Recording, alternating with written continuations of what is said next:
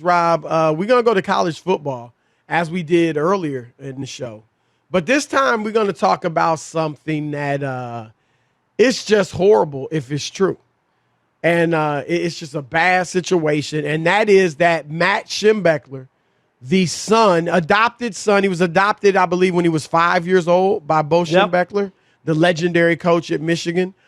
And he alleges that the team doctor, while Bo Schembechler was coaching at the university, sexually abused him and many other students at the University of Michigan, football players and the like. Rob, what was it? Like 850 people? The number is eight. Could be up to 800. That's the number, which is just astonishing. Yeah, that is unbelievable. So Matt, who now I believe is 62 years old, he had a press conference today with two former Michigan football players who also alleged that they were abused by Anderson. And here's what Matt said. My father sent me to Dr. Robert Anderson for my first physical exam around 1969. I was in the 4th grade, and I had to get a physical before starting tackle football with the junior Wolverines. Dr. Anderson was the team doctor, so that's where Bo sent me for my exam. As a 10-year-old kid, I didn't really know what to expect, but what Dr. Anderson did made me uncomfortable. He fondled my genitals and conducted an invasive rectal exam with his finger. I told my mom as soon as I got home, as I was uncomfortable and shaken, and after she had heard what Anderson did, she knew something was wrong, and she wanted me to tell my dad in her presence. When Bo got home, I told him what happened. That did not go well. Bo's temper was legendary, and he lost it. He screamed, "I don't want to hear this. I'm not hearing this." I tried to tell him repeatedly, but my effort earned me a punch in the chest. This was the beginning of the end of the relationship with him. Well, Rob, you wrote a column today about it on Deadspin. The title, "If Bo Schembechler Turned a Blind Eye to Sex Abuse, Michigan Must Erase Him from School's History." I think we've seen this movie before, Chris, unfortunately. We saw it at Penn State. It toppled legendary Joe Paterno, right? Lost everything, Chris. His statue came down. He was fired. Because explain that quickly. His one of his assistant coaches, defensive coordinator, yes, was abusing boys, and the evidence is that Paterno knew because he was told by one of his coaches. He was told that, and it was happening on campus, Chris. Yes, on campus, saw and heard the abuse in the showers. Exactly. On the football showers, and Joe Paterno never called the police and never did anything, and that's basically what we're hearing here. Bo Schembechler died in 2005. The doctor's been dead, Chris, for a while. But these are still things that people feel very strongly about him, need to get out and let people know. And you might be asking yourself, well, why is this happening now? Because Michigan had an investigation that the details came out in May, Chris, that said that the players did report it and that it did go to people in the administration and nothing was done. Michigan is going to wind up having to pay for being for not being responsible and taking these matters into consideration and doing the right thing.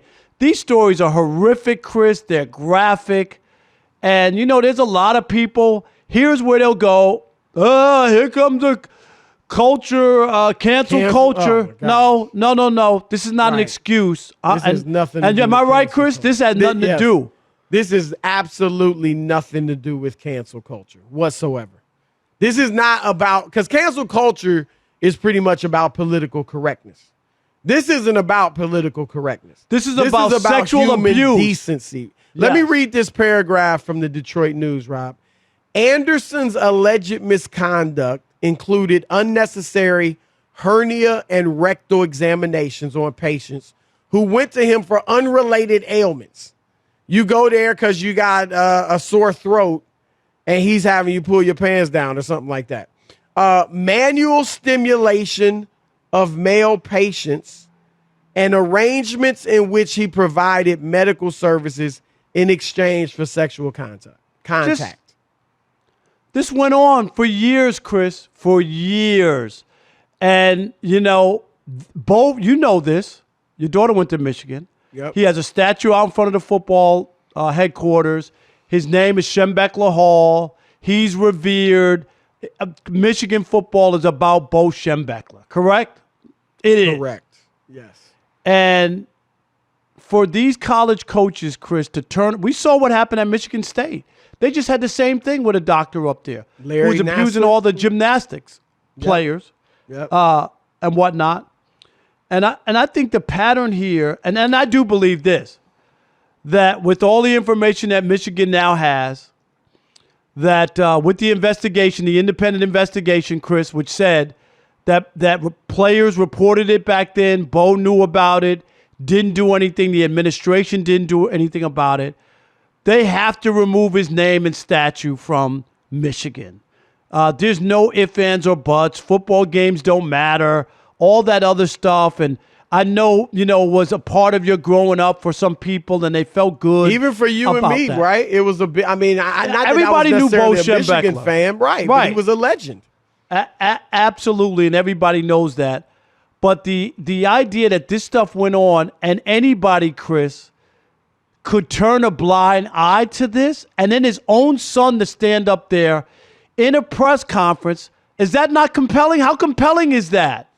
That his dad was mad at him for telling the truth. His mom was there. He immediately knew that a doctor shouldn't be putting his finger, you know what I mean, where he did. Right. You knew that wasn't right, even at 10 years old. And part of the story was that, so Schembechler, according to his son, punched him in the chest, sent him flailing halfway across the room, is what the story said.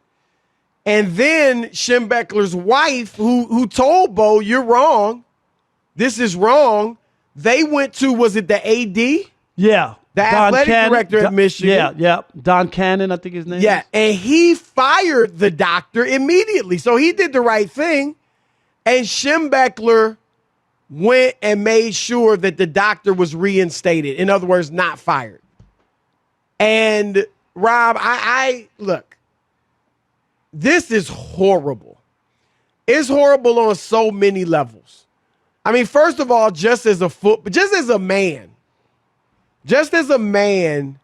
to know that type of abuse is going on and you turned a blind eye to it is horrible. I agree. I don't know how he slept with himself at night. Seriously. Just as a man. Then as a football coach who has the power and the authority within the program, I don't see how you do that. Then, worst of all, they're all horrible, but you're a dad. Do you know what I would try to do to somebody if they sexually abuse one of my children? Right. That your number one job, duty as a father is to protect your children. Number one. And if you don't do that, I don't care how smart you are. I don't care how successful you are in corporate America, as a football coach, as an athlete, whatever you do for a living. You failed big time. If you don't protect, do your best. Sometimes something might happen and it was out of your control, but you better be doing your best to protect your child from predators like this. And the fact that he knew it happened or was told it happened and didn't care, apparently. Come on. And here's the other part. Along with the son, Chris, which is, testimony enough, right? In his words. It's your son, right. You have two other football players who get up there. Did you see? One of the guys was in tears, Chris. This happened back in the 80s. That's the type of thing that would scar you for life. Yes, he's a grown man. He was in tears.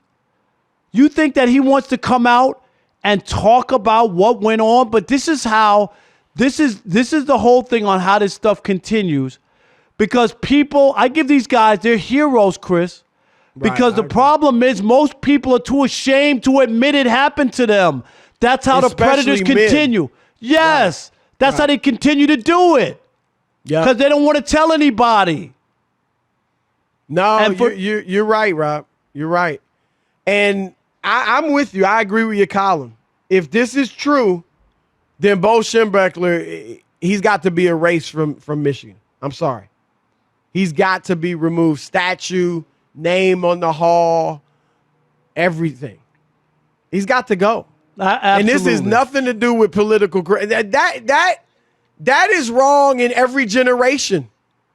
Thank you. It's wrong has in every nothing to do with generation. Exactly. But Chris, you know what I'm talking about. There's going to be every people. Country. They're going to be like, oh, here we go. The cancel culture. They want to act like Bo Schembechler didn't exist. No, we know he existed.